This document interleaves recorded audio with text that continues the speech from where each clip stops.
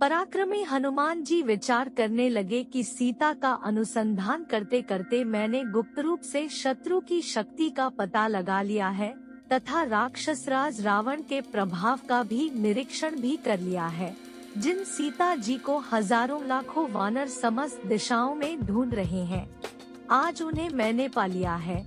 ये शोक के कारण व्याकुल हो रही है, आता इन्हें सांत्वना देना उचित है, परंतु राक्षसियों की उपस्थिति में इनसे बात करना मेरे लिए ठीक नहीं होगा। अब मेरे समक्ष समस्या यह है कि मैं अपने इस कार्य को कैसे संपन्न करूं।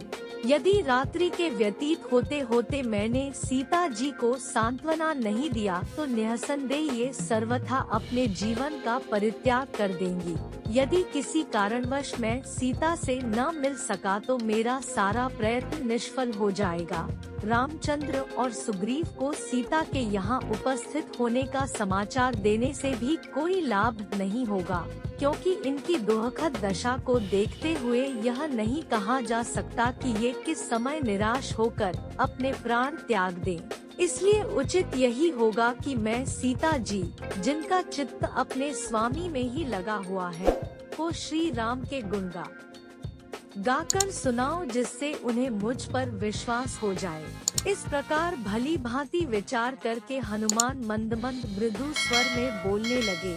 इक्ष्वाकुओं के कुल में परम प्रतापी, तेजस्वी, यशस्वी एवं धन धान्य समृद्ध विशाल पृथ्वी के स्वामी चक्रवर्ती महाराज दशरथ हुए हैं। उनके ज्येष्ठ पुत्र उनसे भी अधिक तेजस्वी, परम पराक्रमी, धर्मपरायण, सर्वगुण संपन्न, अतीव दयानिधि श्री रामचंद्र जी अपने पिता द्वारा की गई प्रतिज्ञा का पालन करने के लिए अपने छोटे भाई लक्ष्मण के साथ, जो उतने ही वीर, पराक्रमी और भ्रातृभक्त हैं, 14 वर्ष की वनवास की अवधि समाप्त करने के लिए अनेक वनों में भ्रमण करते हुए चित्रकूट में आकर निवास करने लगे। उनके साथ उनकी परमप्रिय पत्नी महाराज जनक की लाडली सीता जी भी थी। वनों में ऋषि मुनियों को सताने वाले राक्षसों का उन्होंने संहार किया। लक्ष्मण ने जब दुराचारिणी शूर्पणखा के नाक कान काट लिए तो उसका प्रतिशोध लेने के लिए उसके भाई खरदूषण उनसे युद्ध करने के लिए आए, जिनको रामचंद्र जी ने मार गिराया और उस जनस्थान को राक्षस विहीन कर दिया। जब लंकापति रावण को खरदूषण की मृत्यु का समाचार मिला तो वह अपने मित्र मारीच को लेकर छल से जानकी का हरण करने के लिए पहुंचा। मायावी मारीच ने एक स्वर्ण मृग का रूप धारण किया, जिसे देखकर जानकी जी मुग्ध हो गई। उन्होंने राघवेंद्र को प्रेरित करके उस माया मृग को पकड़कर या मार कर लाने के लिए भेजा।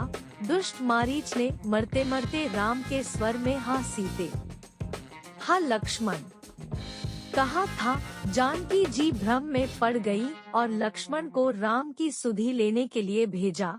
लक्ष्मण के जाते ही रावण ने छल से सीता का अपहरण कर लिया। लौटकर राम ने जब सीता को न पाया तो वे वन वन घूमकर सीता की खोज करने लगे। मार्ग में वानरराज सुग्रीव से उनकी मित्रता हुई। मुग्रीव ने अपने लाखों वानरों को 10 दिशाओं में जानकी जी को खोजने के लिए भेजा।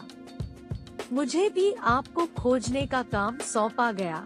मैं 400 कोस चौड़े सागर को पार करके यहाँ पहुँचा हूँ।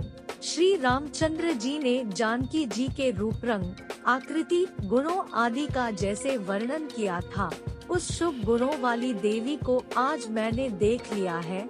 इतना कहकर हनुमान चुप हो गए। उनकी बातें सुनकर जनक नंदिनी सीता को विस्मयुक्त प्रसन्नता हुई। जब उन्होंने ऊपर नीचे तथा इधर उधर दृष्टिपात किया तो शाखा के भीतर छिपे हुए विद्युतपुंज के सामन अत्यंत पिंगल वर्ण वाले श्वेत वस्त्रधारी हनुमान जी पर उनकी दृष्टि पड़ी। स्वयं पर सीता जी की दृष्टि पड़ते देखकर मूंगे के समान लाल मुख वाले महातेजस्वी पवन कुमार उस अशोक वृक्ष से नीचे उतर आए। माथे पर अंजलि बांध सीता जी निकट आकर उन्होंने विनीत भाव से दीनता पूर्वक प्रणाम किया और मधुर वाणी में कहा, हे देवी, आप कौन है? आपका कोमल शरीर सुंदर वस्त्राभूषणों से सुसज्जित होने योग्य होते हुए भी आप इस प्रकार का नीरस जीवन व्यतीत कर रही है। आपके अश्रु भरे नेत्रों से ज्ञात होता है कि आप अत्यंत दुखी हैं। आपको देखकर ऐसा प्रतीत होता है कि आप आकाशमंडल से गिरी हुई रोहिणी है। आपके शोक का क्या कारण है? कहीं आपका कोई प्रियजन स्वर्ग तो नहीं सिधार गया? कहीं आप जनक नंदिनी सीता तो नहीं है, जिन्हें लंकावी रावण जनस्थान से चुरा लाया है? जिस प्रकार आप बार बार ठंडी सांसें लेकर हाँ राम पुकारती हैं, उससे ऐसा अनुमान लगता है कि आप विद्या कुमारी जानकी ही हैं। यदि आप सीता जी ही हैं, तो आपका कल्याण हो। आप मुझे सही सी बताइए, क्या मेरा यह अनुमान सही है? हनुमान का प्रश्न सुनकर सीता बोली, हे वानर राज, तुम्हारा अनुमान अक्षरशः सही है। मैं जनकपुरी के महाराज जनक की पुत्री, अयोध्या के चक्रवर्ती महाराज दशरथ की पुत्रवधू तथा परम तेजस्वी धर्मात्मा श्री रामचंद्र जी की पत्नी हूँ।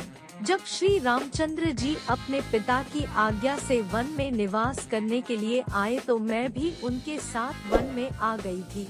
वन से ही यह दुष्ट पापी रावण छलपूर्वक मेरा अपहरण करके मुझे यहाँ ले आया। वह मुझे निरंतर यातनाएं दे रहा है। आज भी वह मुझे 2 मास की अवधि देकर गया है। यदि 2 मास के अंदर मेरे स्वामी ने मेरा उद्धार नहीं किया तो मैं अवश्य प्राण त्याग दूंगी। यही मेरे शोक का कारण है। अब तुम मुझे कुछ अपने विषय में बताओ।